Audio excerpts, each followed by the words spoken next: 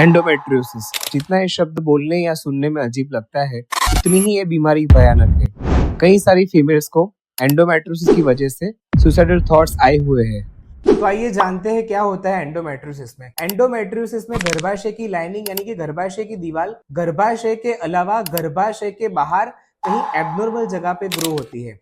तो इससे क्या होता है, जैसे कि पीरियड में गर्भाशय की दीवार शेड ऑफ होकर बाहर आती है, तो ऐसे ही इस केस में ये जो दीवार गर्भाशय के बाहर डेवलप हुई है, गर्भाशय के बाहर की जगह पे ग्रो होती है और वहां पे शेड ऑफ होती है, और वो ब्लीडिंग को बाहर आने के लिए कोई रास्ता नहीं होता है। तो फिर ब्लीडिंग होने की वजह से वहां पे इन्फ्लेमेशन होता है, एंड आफ्टर इन्फ्लेमेशन वहां पे लंबे टाइम के बाद स्कार टिश्यू डेवलप होता है, और उसकी वजह से वहां पे अरेशंस डेवलप होते हैं। जैसे कि अगर ये गर्भाशय की दीवार आंत में अगर डेवलप हुई हो, तो उससे क्या होता है, आंत आपस में चिपक जाती है। अगर ये दीवार ओवरी में यानी कि अंडाशय में अगर डेवलप हुई हो, तो अंडाशय में गांठ बनती है, जिसको हम लोग चॉकलेट सिस्ट या एंडोमेट्रियोमा बोलते हैं। अगर ये दीवार फैलोपियन ट्यूब में यानी कि अंडवाहिनी में डेवलप हुई हो, तो उससे क्या होता है, फैलोपियन ट्यूब की जो नॉर्मल एनाटॉमिकल कंडीशन होती है वो मेंटेन नहीं रहती है, और that can lead to infertility. अगर ये दीवार पेशाब की थैली में अगर डेवलप होती है, तो पेशाब करने के टाइम बहुत ज्यादा पेन होता है। अगर ये दीवार मलाशय के भाग में यानी कि रेक्टम में डेवलप हो रही हो, तो संडास करने के टाइम बहुत ज्यादा पेन होता है। पीरियड के टाइम पे बहुत ज्यादा पेन होना, संबंध रखने के टाइम, सेक्सुअल इंटरकोर्स के टाइम बहुत ज्यादा पेन होना, शादी के बाद लंबे टाइम अगर आपको प्रेगनेंसी नहीं रुक सकती है, तो उसका भी रीजन एंडोमेट्रियोसिस हो सकता है।